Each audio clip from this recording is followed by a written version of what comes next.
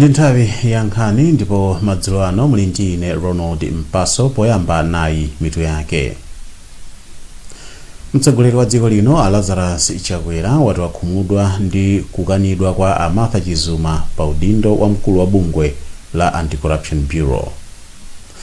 Bungwe la Malawi Electoral Commission lasankha Harris Potani kukhala kugwirizira udindo wa mkulu woona zachisankho.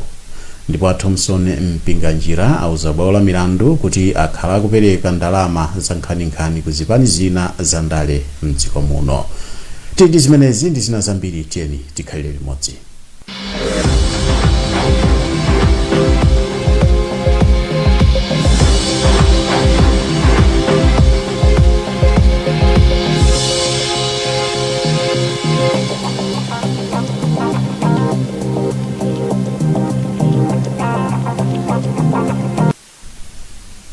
Munkhani yathu yoyamba, mtsogoleri wa dziko lino a Lazarus Chakwera wapereka ndondomeko ya mmene dziko lino likwaniritsire masomphenya ake a Malawi 2063. Mawu ake potsegulira zokambirana za phungu a nyumba ya malamulo, a Chakwera ati mzaka zinayi zikudzazi dziko lino liyika chidwi chake pakuthana ndi njala, kuthana ndi umphawi komanso kukweza miyoyo ya chinyamata. Odrika Palamula wadza ndi zambiri mulipotili. Muthenga wawo omwe anapereka ku nyumba ya malamulo, a Chakwera ati boma lawo likufuna kuonetsetsa kuti anthu ali ndi chakudya chokwanira pofuna kuthana ndi njala, kuonetsetsa kuti achinyamata akudzimira paokha komanso akuthandizira pa chitukuko cha dziko lino, komanso kuti amalawi akhale oyambirira kupindula ndi ntchito zachuma zomwe zingachitike mdziko muno.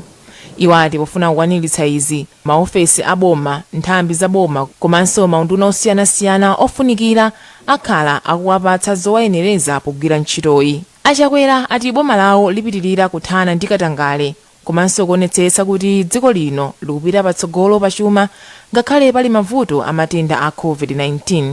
Iwo apempha nthambi ya mabwalo a milandu kuti ifulumire kuyika mabwalo apadera omwe athandizire kuthana ndi milandu ya katangale komanso kuba kwa ndalama za mboma. Poyankhulapo mmodzi wa akuluakulu ku bungwe la European Union kuno ku Malawi, a Oren Vatad ati uthenga wa Chakwera wafikira magawo osiyanasiyana, makamaka nkhani ya ulimi, nkhani ya ulamuliro wabwino komanso nkhani ya kusintha kagwiridwe ntchito mboma. Wamkulu wa bungwe la National Planning Commission, a Thomas Montari, ayamikira Chakwera kamba kuyika patsogolo mfundo za masomphenya a chaka cha 2063 osati kungoyang'ana zomwe adalonjeza pandale. Tingokhulupirira kuti anduna azachuma akamazapereka bajeti yawo azaonetsetsa kuti zonse zimene zikuperekedwa mmene muzikhalenso zolumikizana ndi zimene a president atchula mu tsiku la lero, komanso zikhale zikupitirirabe kukamba za masomphenya amene amalawi ene akewo akhazikisa Malawi 2060.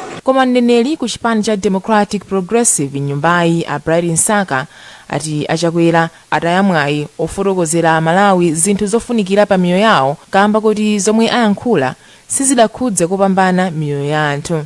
Nyumba ya malamulo ikuyembekezeka kuyamba kukambirana za uthengawu kuyambira lolemba sabata yamawa. Padakali pano a Chakwera ati ndi okhumudwa ndi kukanidwa kwa a Martha Chizuma kukhala mkulu watsopano wa bungwe la Anti-Corruption Bureau. Committee ya Public Appointments ya ku nyumba ya malamulo ndi imene yakana a Chizuma lachiwiri sabata ino. A Chakwera ati ganizo la komitiyi libwezeretsa mbuyo ntchito za bungwe. Kuna kuwafusanzako nyumbamo kuti kodi zinakhala bwanji abweretsana ripoti mutifotokozere bwinobwino. Wachiwiri kwa mtsogoleri wa dziko lino a Saulos Chilima watsindika zakufunika koyika ndalama zokwanira ku ntchito za umoyo. A Chilima ati izi ndi zofunika kwambiri ngati dziko la Malawi lingakwaniritse nsanamira ya umoyo wabwino kwa onse pofika mchaka cha 2030. A Chilima alankhula izi pamwambo okumbukira tsiku la namwino pa dziko lonse lapansi umene unaliko lero mu mzinda wa Lilongwe. Blessings mpinganjira ali ndi zambiri. Polankhula pamwambowu wachiwiri kwa mtsogoleri wa dziko lino Saulos Chilima anati nkoyenera kuti boma liyike ndalama zochuluka potukula ntchito za umoyo. Chilima ati aonetsetsa kuti anamwino akugwira ntchito yawo ndi zipangizo zonse zofunikira komanso kuwapatsa zozitetezera ku matenda a COVID-19. Mkulu wa National Organization of Nurses and Midwives Tsisemeza wati anamwino 21 anakhudzidwa ndi matenda a COVID-19.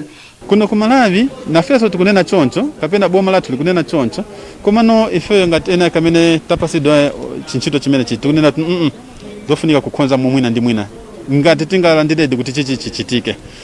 Nesi namwino sakhala mtsogoleri woti ayendetseno tsogolo la za umoyo ngati sakupasidwa mpata ngati umenewo. Ndio tufuna tiambire ku health center konkuja tipite ku district kuja tipite COVID-19. Kufuka amene tinapanga anaonetsa kunena kuti tinali ndi shortage of kuchepekedwa kogwira ntchito mchipatala komanso tinachepekedwa ndi zinthu zina zogwirira ntchito.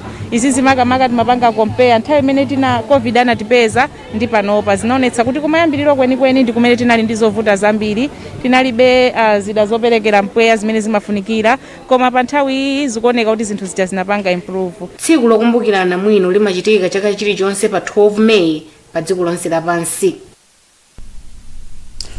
Bungwe la Malawi Electoral Commission lasankha a Harris Potani kukhala ogwirizira udindo wa mkulu ona zachisankho ku bungweli. Apotani alowa m'malo mwa a Sam Alufandika amene anatula pansi udindo wawo mwezi watha. Apotani akhala kugwira ntchito ngati wachiwiri kwa mkulu woyendetsa chisankho ndipo agwira ntchito ku bungweli kwa zaka 21.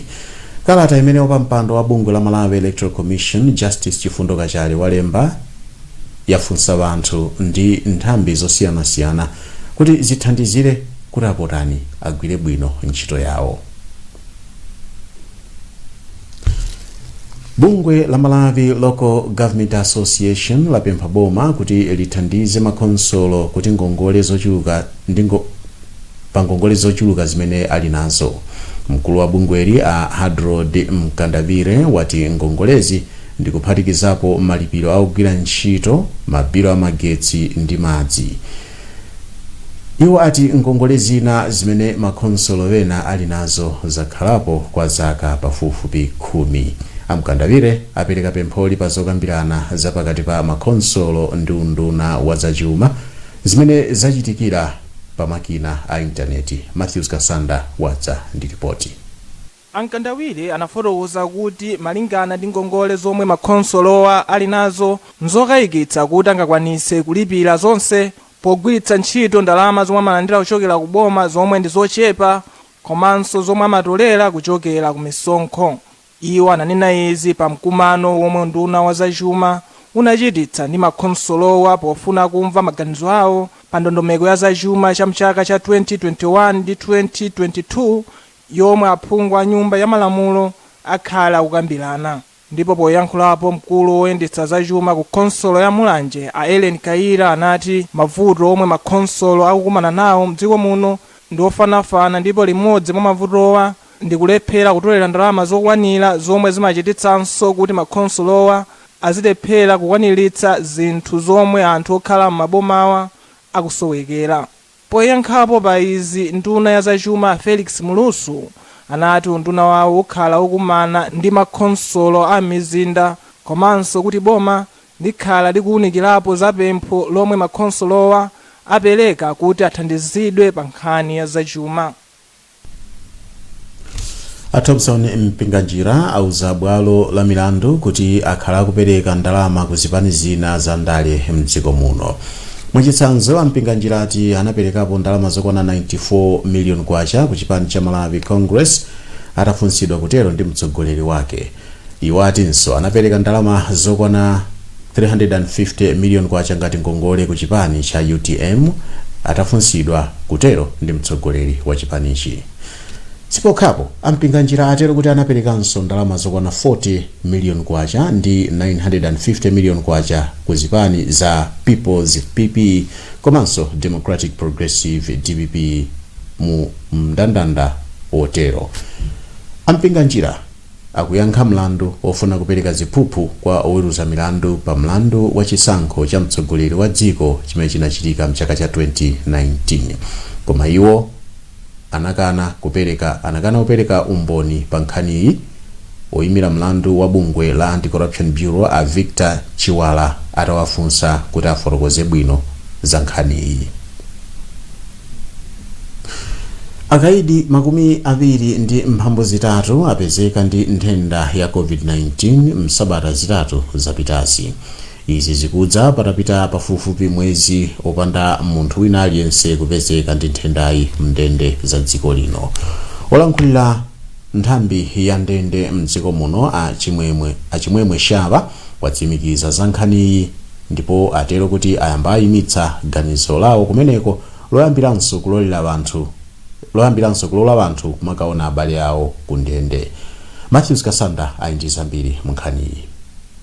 Mneneri wa ndende za mdziko muno achimwemwe Shava anati pofika lachitatu sabata ino anthu okhala mndende za mdziko lino okwana 23 ndi omwe anatapezeka ndi COVID-19.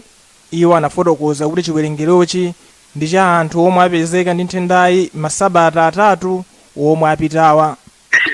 Malo amene watasungabe kuti tizisungabe makesi amene apotino sa matenda amene asalanire kuti anatha pali panopo chomwe tachita ndi kuti ganizo lomwe timafuna kupanga kuti tisegulebe ndende zathu za anthu azibwera kumazoona azathamangidwa ndi amene odikira miyalo siyana talika kaye pambalipo kudikira kuti tione kuti zithira motani. Malingana ndi komiti yapadera yoona za nthenda ya COVID-19 pofika lachiwiri sabata ino anthu okwana 34,183 ndi omwe anapezeka ndi nthenda ya COVID-19 chifikireni nthendayi mdziko muno ndipo anthu okwana 1,153 ndi omwe adamwalira.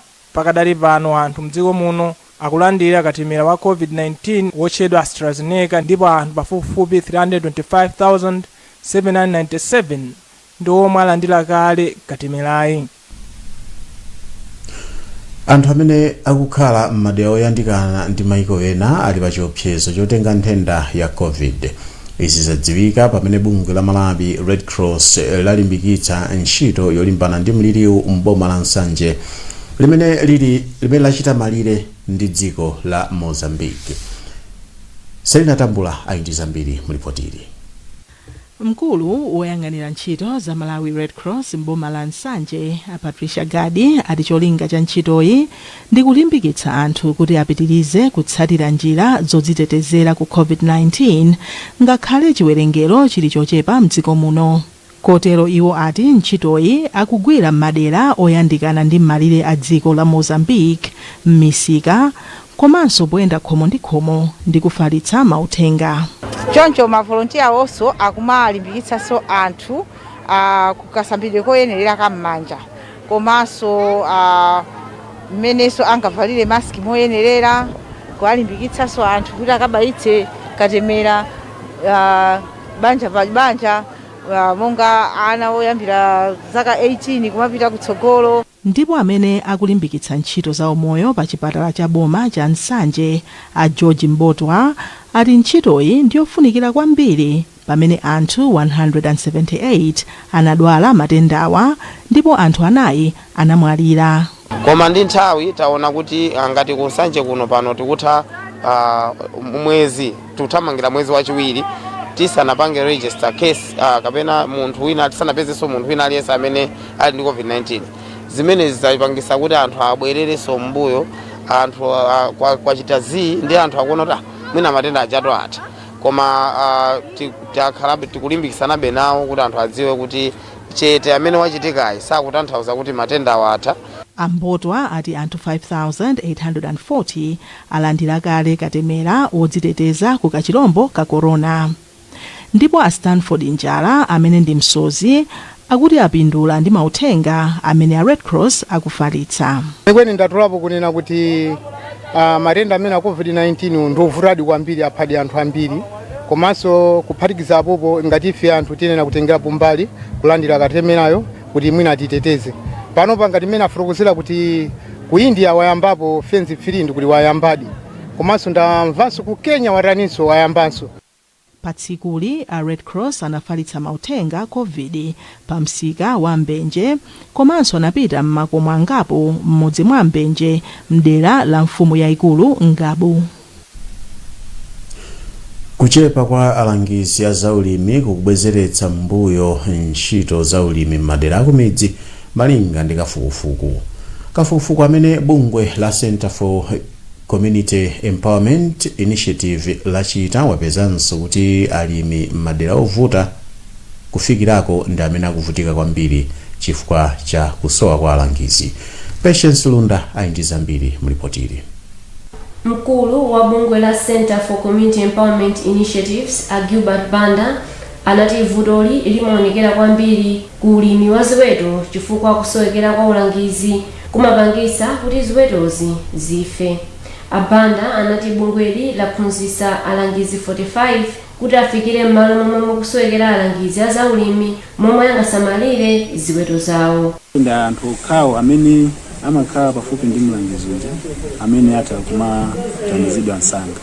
Amene ali kutali aja kumapezeka kuti nthawi zina ziweto zimadwala koma osathandiza chifukwa kumapezeka kuti mlangizi uja alibe mafuta ndi njinga komano alibe mafuta otakhoza kugwisa ntchito kuti afikire alimi amene ali kutali aja. Alangiziwa awaphunzitsa mmene angaperekere katemera ku ziweto komanso mmene angamangire makola a ziweto. Bungweli layambanso project ina yomwe cholinga chake nkufikira alimi ang'onoang'ono kuti azipeza ndalama kudzera ku ziweto komanso kuti athandize amayi ndi achinyamata kupeza zochita poyamba ulimi wa ziweto. Mmawu ake othandizira mkulu woona za chisamaliro cha anthu ku nduna woona za chisamaliro cha anthu a Victor Pindikani anati ntchito zambiri za ulimi zimapindulira anthu alungalunga ndipo anthu amaulumali amasiyidwa zomwe zimapangitsa kuti umphawi upitirire pakati pa anthu olumala mdziko muno. Ense tikamabwera ndi zinthu zoti zithandiza anthu tiyang'ane anthu amene ali aumphawi. Umphawi uli pawiri patatu. Pali ena ndi ochitako bwino, ena ali pa middle, ena ali pansi ndithu. Ndeti yang'ane kuti apasiwo tatenge tukayika pamwamba. Bungwe la Center for Community Empowerment Initiatives likufuna kufikira alimi aziweto 2500 kumadera Malidadi, Mpherembe, Msizini komanso Eutini ndi thandizo lochokera ku